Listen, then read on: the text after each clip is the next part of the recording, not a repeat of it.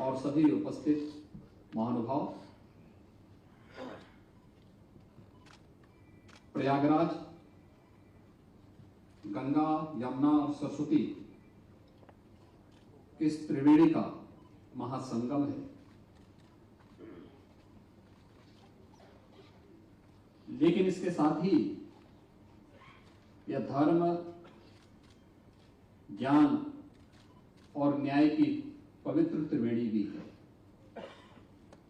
8 वर्ष के बाद इस प्रयागराज में एक नई उपलब्धि की कड़ी जोड़ने के लिए भारत के महान्यायविद, मुख्य न्यायाधीश माननीय डॉक्टर न्यायमूर्ति डी.वाई. चंद्रचूड़ जी का आगमन हुआ है। मैं राज्य सरकार की ओर से, उत्तर प्रदेश वासियों की ओर से उनका हृदय से स्वागत करता हूं, अभिनंदन करता हूं।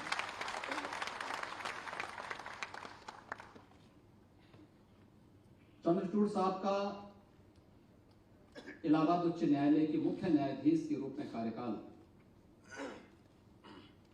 न्यायिक इतिहास में उत्तर प्रदेश वासियों के लिए एक स्मरणीय बना हुआ है। उन्होंने उस समय जो नजीर प्रस्तुत की न्यायिक क्षेत्र में, वो आज भी न केवल न्यायिक क्षेत्र से जुड़े हुए लोगों के लिए बल्कि एक कॉमन मैन के मन में भी एक नया विश्वास पैदा करता है। तो स्वाभाविक रूप से जब इस धर्म, ज्ञान और न्याय की त्रिवेणी के इस महासंगम में एक नई कड़ी जोड़नी थी, तो उस कड़ी का शुभारंभ किसके कर कमलों से हो। मैं इसके लिए विश्वविद्यालय, इस नवगठित विश्वविद्यालय के विजिटर जस्टिस मनोज मिश्रा जी को, विश्वविद्यालय के चांसलर और अपने इलाहाबाद उच्च न्यायालय के मुख्य न्यायाधीश श्री अरुण भंसाली जी को, जस्टिस मनोज कुमार गुप्ता जी को, यहां के सभी अपने माननीय न्यायमूर्तियों को हृदय से धन्यवाद दूंगा कि उन्होंने भारत के मुख्य न्यायाधीश जस्टिस चंद्रचूड़ साहब को इस समारोह में मुख्य अतिथि के रूप में आज आमंत्रित किया है। यह अवसर हमारे लिए महत्वपूर्ण इसलिए भी है, भारत गणतंत्र अपने अमृत महोत्सव वर्ष में प्रवेश किया है। याद करिए 26 जनवरी 1950 को भारत ने अपना संविधान लागू किया था और इन 74 वर्षों में भारत के संविधान ने भारत को उत्तर से दक्षिण, पूरब से पश्चिम एकता के सूत्र में बांधने के लिए एक नई प्रेरणा दी। दुनिया को लोकतांत्रिक तरीके से आगे बढ़ने के लिए एक नई प्रेरणा दी है। और जब भारत गणतंत्र अपने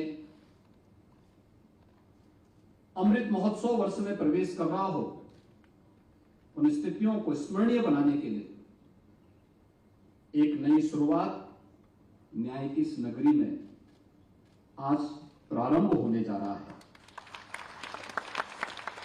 आप जब संविधान की डिबेट को, विश्वविद्यालय की स्थापना से जुड़े सभी लोगों को बधाई देता हूं। खास तौर पर उत्तर प्रदेश शासन, मुख्यमंत्री जी, उच्च न्यायालय के मुख्य न्यायाधीश और सारे न्यायाधीशों को मैं बधाई देता हूं। यह एक सुखद संयोग है कि मैंने भी इलाहाबाद उच्च न्यायालय के मुख्य न्यायाधीश के तौर पर लगभग 3.25 साल यहां बिताए। अपने कार्यकाल के दौरान मैंने न सिर्फ उच्च न्यायालय के सम्मानित न्यायाधीशों के साथ कई अहम मुद्दों पर काम किया, बल्कि प्रयागराज के गौरवशाली इतिहास के बारे में भी जाना। मैं अक्सर इलाहाबाद उच्च न्यायालय में बिताए अपने समय को याद करता हूं। बंबई उच्च न्यायालय से में काम करने के बाद जब मैं इलाहाबाद उच्च न्यायालय आया तो मैंने न सिर्फ इस उच्च न्यायालय बल्कि पूरे उत्तर प्रदेश की ऐतिहासिक एवं सांस्कृतिक परंपरा को भी समझा। मैं समझता हूं कि यहां आकर मेरे जीवन में विद्या ग्रहण का जो प्रयास था वो एक दूसरे स्तर पर मैं ले जा सका। So as I always say, Uttar Pradesh is the heartland of India. अपने कार्यकाल के दौरान मुझे कई जिलों में जाने का मौका मिला और मैंने जिला न्यायपालिकाओं से जुड़ी समस्याओं को समझने का प्रयास किया। Allahabad has remained a center for knowledge and exchange of ideas for centuries.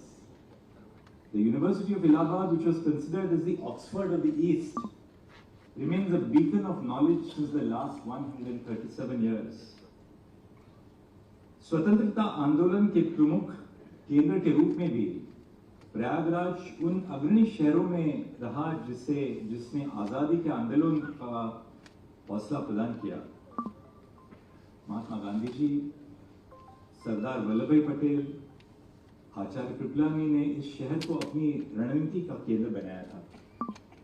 शहर का अल्फ्रेड पार्क आज भी चंद्रशेखर आजाद की शौर्य गाथा के जीवंत उदाहरण है। This city is also associated with the names of several individuals who made a mark in the legal profession. साहित्य, कला, तहजीब, संस्कृति एवं कानूनी परंपरा को समेटे इस शहर में आज डॉक्टर राजेंद्र प्रसाद राष्ट्रीय विधि विश्वविद्यालय की स्थापना से न सिर्फ शिक्षा के क्षेत्र में बढ़ोतरी होगी बल्कि शहर को भी एक नया आयाम मिलेगा।